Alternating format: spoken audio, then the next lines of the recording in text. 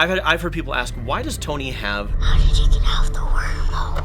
PTSD in Iron Man 3 when he doesn't have PTSD from his other adventures because there was plenty of danger before? What do you think is the difference this time?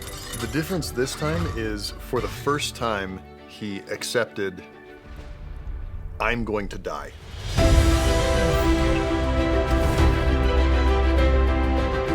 Hello and welcome to Cinema Therapy. I'm Jonathan Decker, licensed therapist, and I love movies. I am Alan Seawright, professional filmmaker, and I need therapy. Hero psychology reminds us that just like in real life, our cinematic heroes can wrestle with mental health struggles, with relationship problems, just like the rest of us. There is no shame in it. Today we are going to be talking about Tony Stark, who has appeared in 10 Marvel Cinematic Universe films. I feel like you're driving me to court martial. This is crazy. What did I do? And has dealt with some stuff. There is so much to cover in Tony's story that we Oh, can yeah. make a bunch of episodes about it. But today Way too we're much gonna for one video. So we're gonna hone in on how he deals with trauma and how he deals with guilt.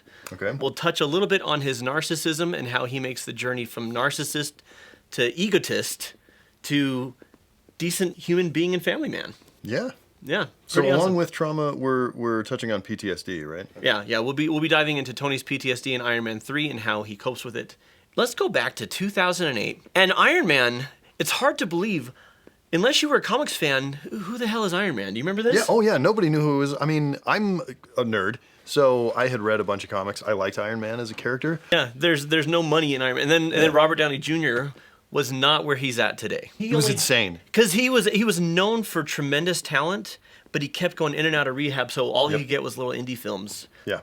And so to launch a potential universe on the shoulders of somebody who might be checking back into rehab, like... Now you look at it and you go, wow, ballsy. Like, that Yeah. was gutsy. You looked at it then and you're like, stupid. This is dumb. Right out of the gate, so you've all seen Iron Man. We're not going to rehash a bunch of stuff, but he absolutely qualifies for narcissistic personality disorder. Oh, yeah. Yeah, immediately. You've been called the Da Vinci of our time. What do you say to that? Absolutely ridiculous. I don't paint. Take that off. What are you? Genius, billionaire, playboy, philanthropist. So Tony's captured in the cave. What role do you see Yinsen playing in his turn, from a screenwriter's perspective, from a director's perspective? Yinsen is a combination, Obi-Wan sort of mentor figure. That's right. Smile. Not necessarily in a, learn your new powers kind of way, because Tony had the powers all along. He didn't learn anything new in the cave. He just realized, oh, I can do this. Like, I can use a thing that I've already got in a different way. Yeah. Because he was already a genius and a technical wizard. And he assumed that what I was doing was good. And it was the weapons were in the hands of the right people. And Tony knew that he was a playboy and kind of, he knew he was a snob, but he didn't really care. Right. Because in his mind, he says, at the end of the day, I'm a good person. I'm doing good in the world. Mm-hmm. And then he gets there and he's like, oh.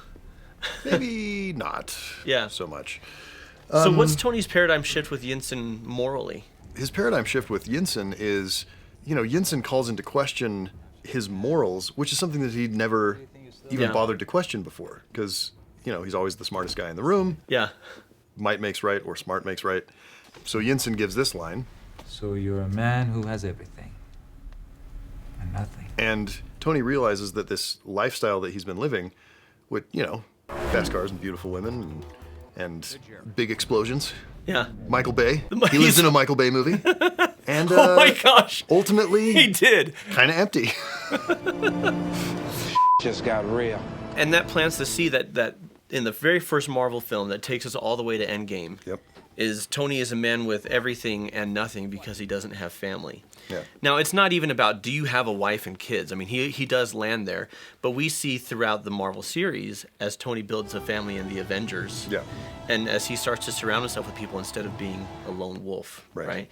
And then Yinsen tells him, Don't waste it. Don't waste your life. unlike a lot of narcissists, Tony self-reflects. Yeah.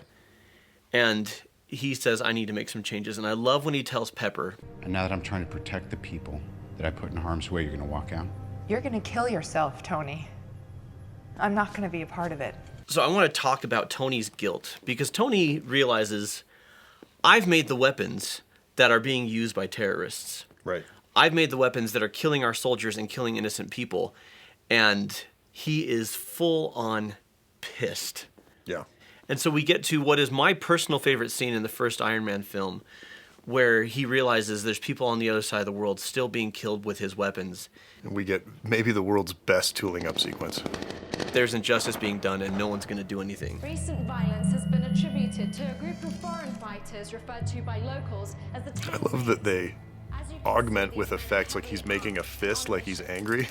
And then they bring in the glow and the sound from the repulsor. Yeah. With no political will or international pressure. Movies are fun. This does a good job of mixing fantasy with reality. Like what's going on over there feels very real on the news. And so we want to indulge in the fantasy that I could suit up and kick ass. I could shoot things. And I could go save the people.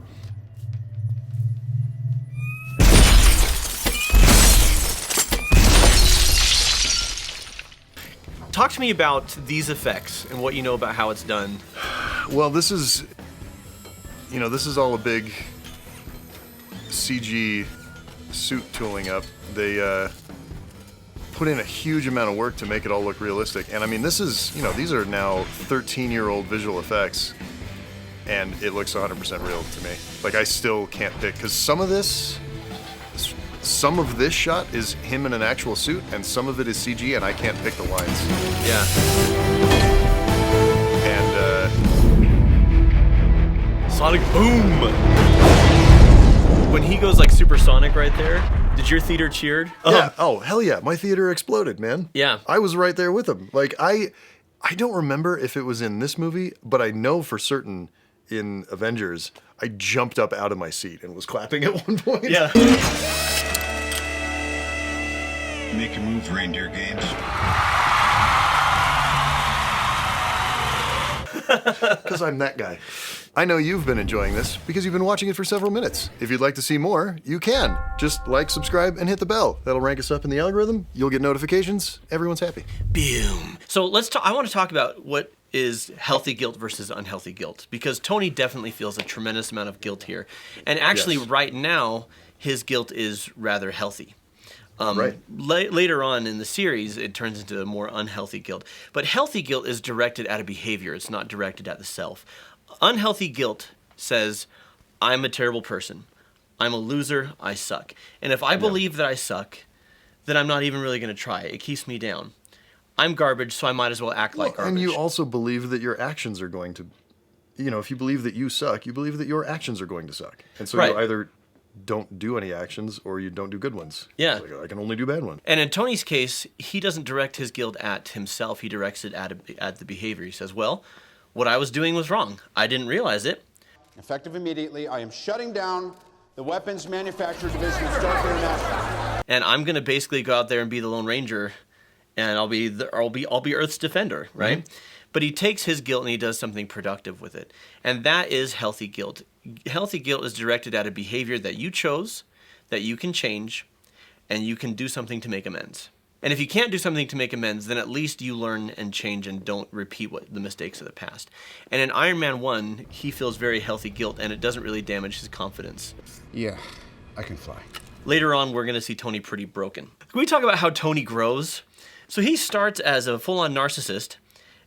But unlike a lot of narcissists, he takes ownership. He takes accountability. He starts to clean up his own meth. Let's face it, this is not the worst thing you've caught me doing. He cleans up his own mess, and he develops higher levels of compassion. In other words, he's gone from a narcissist to just being egotistical. Being an egotist. Yeah. It's growth. It's It is. progress. Hooray, he did it. Can we talk about how Tony goes from Playboy to being with Pepper? Do you buy that relationship, and why yes or why no? I absolutely do, and here's why. It starts as a friendship, and, particularly on Pepper's side, it is almost begrudging. Yeah. She's like, I put up with this guy because I get to work on the best stuff. Yeah. And he is the smartest guy, even though, what a tool.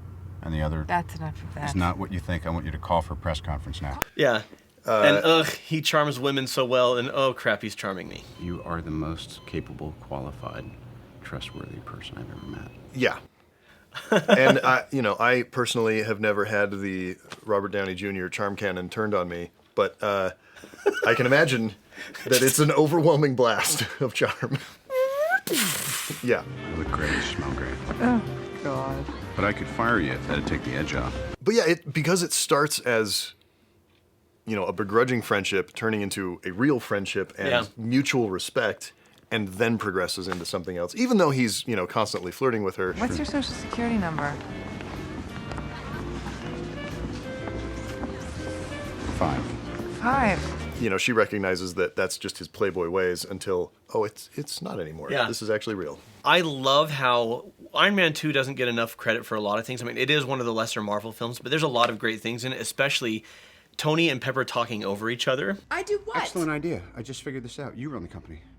Yeah. Pepper needs you to run I'm the trying company. to run the company. Well, stop trying to do it and do it. will I'm not not give me the asking you to information try that to do it. I'm I asking you to need physically in order do it. to- I need you doing to do it. I am Pepper, trying to do it. You're not listening to No, me. you're I'm not trying to make you listening to CEO. me. Why won't you let me? Have you been drinking? Brilliant. It's so... It's his girl Friday. There's a Hildy Johnson cigar. You see the billboards now? It says, light up with Hildy Johnson. Light up. Stop that acting. We got a lot to do. Oh, yeah, tall king. Is it here? Take him over to my private office. It is So old good. school, like that rapid fire, really witty, and I love it. To me, the reason Tony and Pepper make sense, in addition to everything you were just saying, especially the friendship that it starts with, is I think Tony sees the playboy version of himself as part of the version that he's trying to leave behind. Yeah. Right? Before, I slept with a ton of women, and I also dealt in death. And I think they're kind of linked in his brain. Granted, he's not all in on that, because when Black Widow shows up... Will that be all, Mr. Stark? Yes, that will be all, Miss Rushman. Thank you very much. I want one. No. But know. it's ScarJo. So, but by the end of Hard to Iron Man blame him. 2, he's all in with Pepper, and for a lot of people who have a playboy lifestyle, it's actually hard to transition into committed relationships.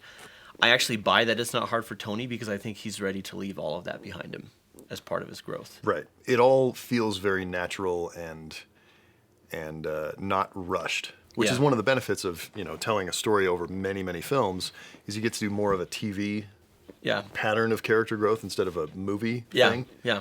That's one of the reasons that so many movies are just sort of hero's journey, is because that's all you have time to do in 2 hours. Yeah. You really kind of just, we've got 6 things and that's what can happen because we only had 2 hours to do it.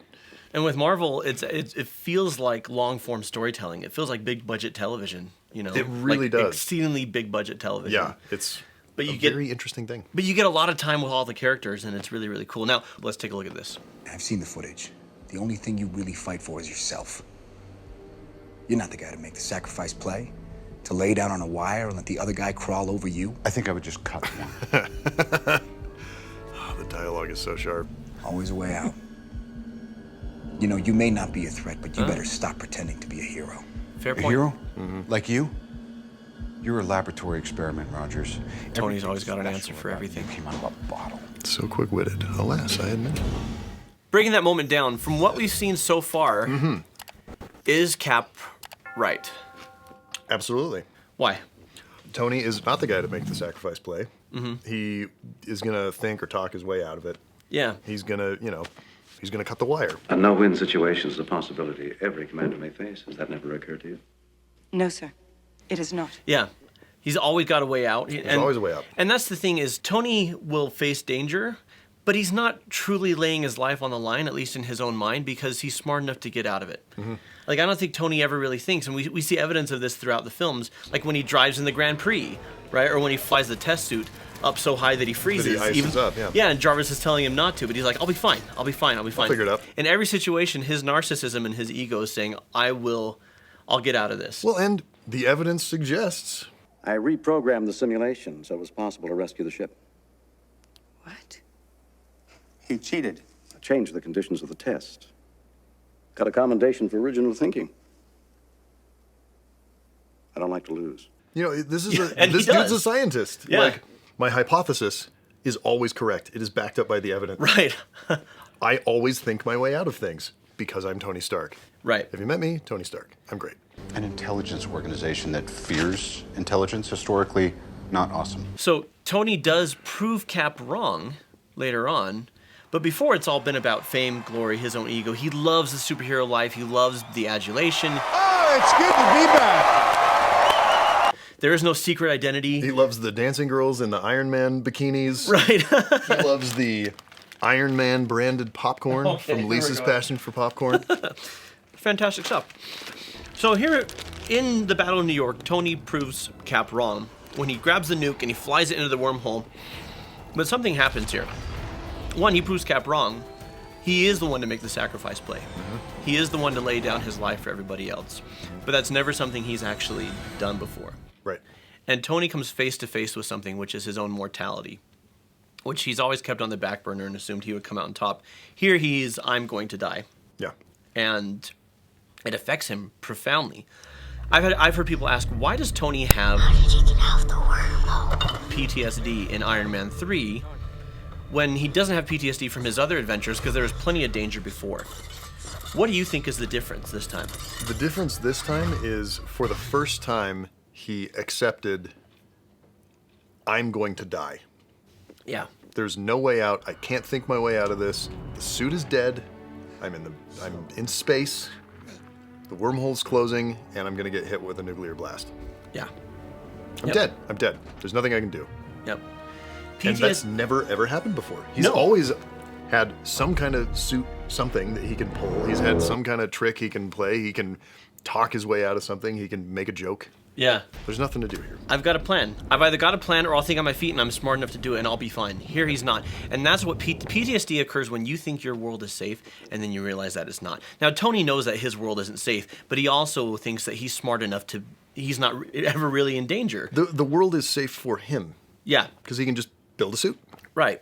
And I will protect everybody else. Yeah, it'll be fine. Now, suddenly, we're dealing with aliens, we're dealing with wormholes, we're dealing with nukes, we're dealing with my suit powering down. I've got a friend who's a god that challenges my whole idea that I'm the most powerful, you know, and suddenly my world doesn't feel safe anymore. And in Iron Man 3, he struggles with PTSD, and it actually does a damn good job of displaying the symptoms and what that looks like. So let's take a look. You know what this crater reminds me of? No idea. I don't care. That giant wormhole in New York. Does it remind you? That's manipulative. I don't want to talk about it. Are they coming back? The aliens? Maybe. Can you stop? Remember what I told you that I have an anxiety issue? Does this subject make you edgy? Yeah, a little bit. Does this subject make you edgy? Are there bad guys in Rose Hill? Do you need a plastic bag to breathe into? Do you have medication? Nope. Do you need to be on it? Probably. Do you have PTSD? I don't think so. Are you going completely mental? I can stop. Do you want me to stop? Do you want me to Remember stop? when I I said can to stop doing that? I swear to you, you're gonna freak me out. Oh man, you did it, didn't you? You happy now? What did I say? Oh, shit. Hey, wait up! I'm not laughing at the trauma, but the way he's portraying it is so great. And the kid is hilarious. What the hell was that? Your fault. You spazzed me out.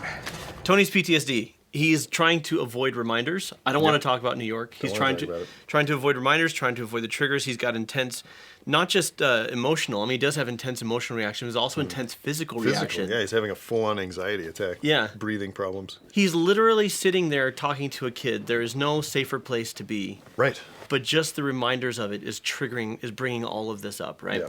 And then elsewhere in the film, you know, he has nightmares. There's other evidence of PTSD going on. Tell me about the writing and the acting, because you talked about, I'm not laughing at the trauma, but how it's portrayed. But what he's saying here. It's such a Shane Black thing to like take this mythic, you know, larger than life hero, and then have a kid just like peck at him. It's like peck, peck, peck, peck. You know, the kid is doing a great job of like playing it as obnoxious kid who isn't trying to be obnoxious, but kind of also knows he's obnoxious a little bit. Yeah. Do you have medication? Nope. Do you need to be on? And you know, Robert Downey Jr. is a freaking god. He's a legend. One thing he does really well in his PTSD scenes is you do empathize with him, but because he's Tony Stark, he keeps the snark and it's still funny. Yeah. And you're laughing even as your heart's kind of breaking for him, which is an interesting thing to pull off simultaneously. It's such a great piece of acting to show, you know, and this is what actors do, right? They tell you one thing and show you another thing. Yeah. And he's telling you, shut up, stop it. But showing you so many layers of turmoil and it's affecting and funny Yeah. and heartbreaking all at the same time. That's movie magic. And it speaks to Tony's hubris. So when the kid's like, "Are you on medication?" "No." "Should you be on it?" Probably. And then he's like, "Do you have PTSD?" I don't think so. Yeah, you do. But you're Tony, and you don't want to own that. You absolutely do. Yeah. And so let's look at a later scene where Tony actually gets some help working through his PTSD. He's going to go save Pepper, and as you've mentioned earlier in the episode, he's always reliant on his suits. I've got my suits. I got a suit for every As situation. long as I got a suit, I'm good. So I'm headed off, and I'm having the kid charge the suit in his garage so it can fly to me when I'm ready for it. And this happens. Harley, where is he really? Just look on the screen and tell me where it is. Oh, I have a real Let's say Miami, Florida. treatment question about this when we're done. Okay. Where are we at with it? It's not charging. I just love the filmmaking. Once again, it's funny, but you also have empathy. Charging. But the power source is questionable. It may not succeed in revitalizing the Mark 42. What's questionable about electricity? All right, it's my suit, and then I don't want to. Oh, God, I can't. And again, this is situationally kind of funny, but it's also just gut-wrenching. Yeah. Planning another attack? I didn't even mention New York. Right, and then you just said it by name while denying having said it. Okay, Come on, what do you do? just breathe. Really, just breathe. The wheezes are so You're a realistic. mechanic, right? You're a mechanic, right? Right. You said so. Yes, I did. What are you getting at? Why don't you just build something? Oh, Ding. might as well have a light bulb come on. Okay. Thanks, kid. All right. So, I think the obvious question there is that remotely realistic to like come out of a full-blown panic attack because you just remembered a thing? Yeah, or somebody said just Somebody the right said thing. and- just the right thing. Is that? I mean, I assume that has happened before, but is it common? In the history of the world, I'm sure it's happened. It is not common. Right. What I do like about the scene realistically in terms of, so Iron Man 3 does a great job of portraying what PTSD and the anxiety attacks look like. Now, at this point in the story, we just kind of need Tony to go in and kick ass and be Iron Man, so his PTSD is just kind of done. But in real life, that's not how it that works. happens. Yeah. So Iron Man 3 does a really good job portraying, as I said, what PTSD looks like, what trauma looks like. It doesn't do the greatest job in showing what trauma recovery looks like. Yeah. I have transitioned to trauma treatment, and I've formed an online clinic. We're hiring therapists from across the country so we can work with people from across the country to help you, whether you've been through emotional abuse, physical abuse, sexual abuse, betrayal trauma, all other forms of trauma. We've got some free resources for you to check out and to learn about what we do. Check those links out down below. But if you have been through something traumatic, whether you work with us or somebody else, Get help. No. Come on, you love it. I hate it. It's great. It works every time. It's humiliating. get help. Please get help. We are not doing Get Help. Get help! Now, something that I've found really interesting, and I think you were talking with me about this, is how Iron Man 3, a lot of people don't cue into this, sets up Spider-Man Homecoming really, really well. Yeah, it absolutely does. This kid in Iron Man 3, who, does come back in Avengers Endgame at the funeral, but he is very much set up as sort of a proto Peter Parker. Yeah. So when not in the superhero sense, but in his relationship sense. to Tony. Exactly. So when Tony meets Peter Parker in Mr. Parker. Civil War and then deals with him a lot in Spider-Man Homecoming, If you even cared, you'd actually be here. it doesn't seem out of left field because we've already seen him as a mentor figure, as somebody who's, kind of looking to not just be a mentor, but kind of be a father figure. Even though because he's Tony Stark, downplays it and tries to be cool and I don't have time for you, kid. He obviously wants to. Yeah, I mean, he kind of digs on the kid and... Dad went to 7-Eleven to get scratchers. I guess he won because that was 6 years ago. Which happens, dads leave. No need to be a pussy about it. Here's what I need. Treats him like crap a little bit, but the kid knows it's all in good fun, or it's all in love, especially because at the end, Tony does this big, warm-hearted gesture for the kid. Yeah, gives him all the stuff and sets him up with a scholarship. Yeah. And so I see Tony, this is one of the ways Tony deals with guilt. We learn about this in Civil War.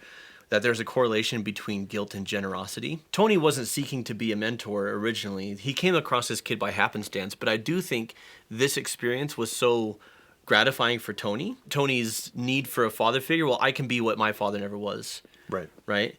And later he becomes an actual father, but before that, he's a mentor, he's a father figure here, and then later to Peter Parker. And then we have the line about, if you're nothing without this suit, then you shouldn't have it, okay?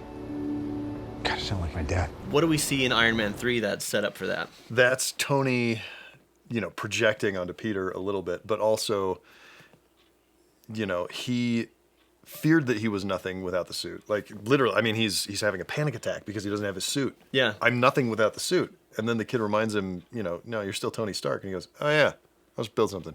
Yeah.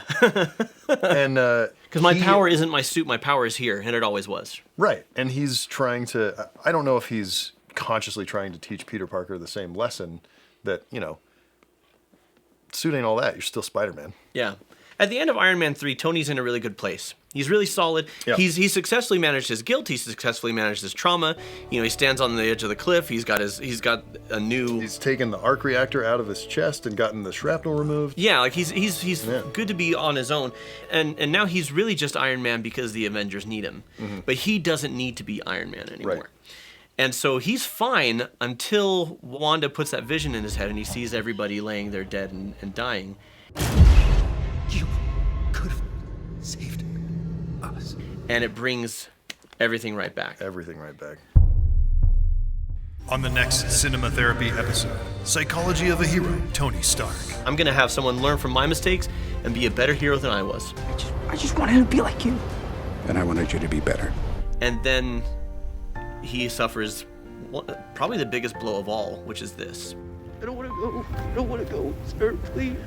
Please, I don't want to go. I don't want to go. Oh, geez, man. You had to show that one. You had to show that one.